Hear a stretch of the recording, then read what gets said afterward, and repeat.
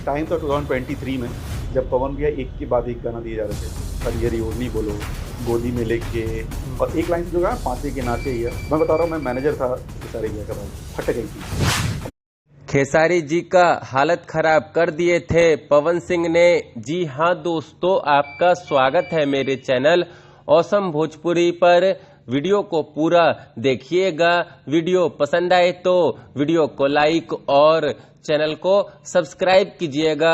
दोस्तों, साल 2023 में पवन सिंह के लगातार गाने आ रहे थे, लगातार गाने रिलीज हो रहे थे और सारे के सारे गाने सुपर डुपर हिट जा रहे थे। धनी हो सब धन, पियर फराक वाली, राजा जी के दिलवा, धनिया ए जान, राजा जी और गोदी में लेके जैसे तमाम हिट गाने पवन सिंह ने साल 2023 में दिया था। दोस्तों, दबदबा नहीं, उनका ऑरा है। आप लोग मानते थे? अबे कौन नहीं मानेगा, हमको बताओ।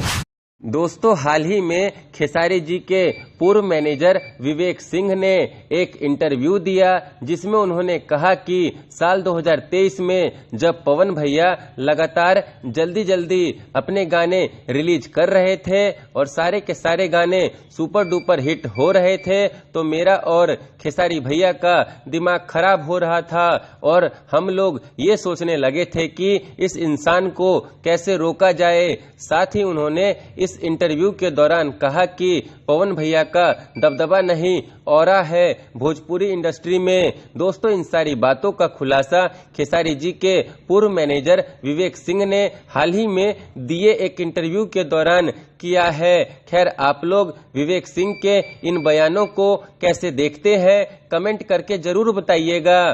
फिर मिलते हैं दोस्तों किसी नए वीडियो में। वीडियो पसंद आए तो वीडियो को लाइक और चैनल को सब्सक्राइब कीजिएगा।